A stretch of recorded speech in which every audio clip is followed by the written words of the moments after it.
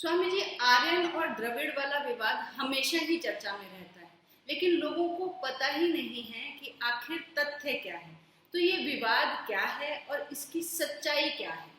देखो क्या है, इस थ्योरी के बारे में लगभग पिछले 30-35 सालों से काफ़ी रिसर्च हुआ है ना, जो आर्कोलॉजिकल रिसर्च हुए है ना, और जो साइंस इसमें डेवलप हुआ, उन सब ने पहले तो इसको डिबंक कर दिया कि there is a two race Aryan Dravidian, वो सब ने डिस्कार्ड कर दिया है ना। दूसरा चीज़, फिर जेनेटिक्स के ऊपर जिन्होंने काम किया ना, डीएनए एनालिसिस वगैरह किया, उन्होंने भी कह दिया कि ये सारा चीज़ बोगस हॉक्स है ना। ये सारा क्या है, यूरोपियन के द्वारा क्रिएटेड थ्योरी है कि हिंदू समाज को आर्य द्रविड़ के रूप में बांटने का, ये सारा चीज़ बोगस थ्योरी है। तो ये आज नहीं, 25-30 साल पहले ही रिजेक्टेड है ना। लेकिन अनफॉर्चुनेट क्या है, भारत की अकेडमिया जो मैकाले पुत्र हैं जिसको बोलते हैं, और मार्क्स पुत्र हैं जिनको हम भाषा में बोलते हैं, वो लोग आज भी इसको मरे हुए बंदरिया की तरह से चिपकाए हुए हैं, क्योंकि उनको ये उनका इंटरेस्ट सर्व करता है ना। अब देखो, कल ही मैं बता रहा था कि द्रविड़ द्रविड़ की बात करते हो, हमारे पंच द्रविड़ा है ना, एक द्रविड़ ने पंच द्रविड़ा है, तमिल, तेलुगु, कन्नड़, मलयालम और मराठी, ये लोग 5 लोग द्रविड़ माने जाते हैं ना। यानी बिंद पहाड़, यानी नर्मदा क्रॉस करते बिंद पहाड़ वाले नीचे सब द्रविड़ माने जाते हैं। द्रविड़ का अर्थ दक्षिण है। ओरिजिनल शब्द द्रविड़ है, द्रमिड़ ओरिजिनल शब्द है संस्कृत में। ये तो हम लोग कोलोकियल में सब बोलते बोलते द्रविड़ द्रविड़ बोलने लगे हैं। अब देखो, वो कहते कि हम आर्यन बाहर से आए, वो द्रविड़ थे, सारा बोगस। आप भागवत महापुराण पढ़ो, है ना। भागवत महापुराण के अंदर लिखा हुआ है कि आज जिस मनु के हम वंशज अपने आप को बोलते हैं, वो मनु को उत्तर भारत से नहीं गए थे, वो मनु दक्षिण भारत से आए थे। वो जो आज के मनवंतर वाले मनु, उनका नाम है राजर्षि द्रविड़ेश्वर सत्यव्रत। आज के मनु सत्यव्रत, हम उन्हीं के वंशज हैं। तो उस दृष्टि से देखा जाए तो हम सब द्रविड़ हैं।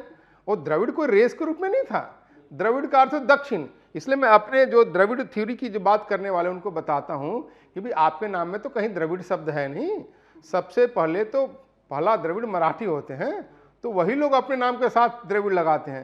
ये राहुल द्रविड़ क्रिकेटर जो है ना, तमिलनाडु और केरल का नहीं है, वो तो ओरिजिनल मराठी है, बेंगलोर में रहता है ना परिवार। तो उस सेंस में द्रविड़, द्रविड़ यानी क्षेत्रीय आइडेंटिटी।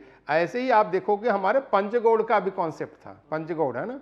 ये वो नहीं कि गौड़ ब्राह्मण वाली बात नहीं कर, पंचगौड़ है ना, उसको बोलते हैं अंगा, भंगा, कलिंगा, मगध एंड कामरूप। अंगा मन उत्तर बिहार, जिसको जहाँ कर्ण की राजधानी जिसको बोलते हैं राज्य था, अंगा। बंग मीन्स बंगाल, जो आज का बांग्लादेश पश्चिम बंगाल है, बंग। कलिंग उड़ीसा, मगध मैंने सेंट्रल बिहार है ना, कामरूप मैंने नॉर्थ ईस्ट आसाम। ये सारा इलाका मिलकर पंचगौड़ कहा जाता है। गौड़ का अर्थ ईस्ट, ये ईस्ट का है, द्रविड़ का साउथ दक्षिण का है। तो ये हमारे हैं। तो आर्य का अर्थ तो कोई भी एडजेक्टिव है, आर्य है। दक्षिण के लोग भी अपने आप को आर्य बोलते हैं। वो तमिलनाडु में अय्या शब्द जो बोलते हैं ना, आर्य का ही कोलोकियल वर्जन है। जाफना श्रीलंका का राजा अपने आप को आर्यन चक्रवर्ती कहता है ना। तो ये सारा चीज बोगस चीज थ्योरी है, इसका कोई इसका मतलब नहीं है, डिस्कार्डेड हो गया। जितना जल्दी से जल्दी है हिंदू समाज और एकेडमिया इन सबको रिजेक्ट कर दे, इसका कोई मतलब नहीं। आर्य का अर्थ तो एडजेक्टिव है, आर्य क्या एडजेक्टिव है, नोबेल का अर्थ में है ना, उस सेंस में है। ऐसा कोई रेस नाम की कोई थ्योरी नहीं है, ये सब यूरोपियन लोगों ने क्रिएट किया है। मैं जब IIT चेन्नई में लेक्चर दे रहा था तो वहाँ था कि जीन का मूवमेंट है नॉर्थ टू साउथ। मैंने कहा ये भी रिसर्च करो, gene movement south to north. बोला हाँ, ये इसका भी एविडेंस है कि जीन का मूवमेंट नॉर्थ साउथ से नॉर्थ भी है ना। तो ये बातें हैं।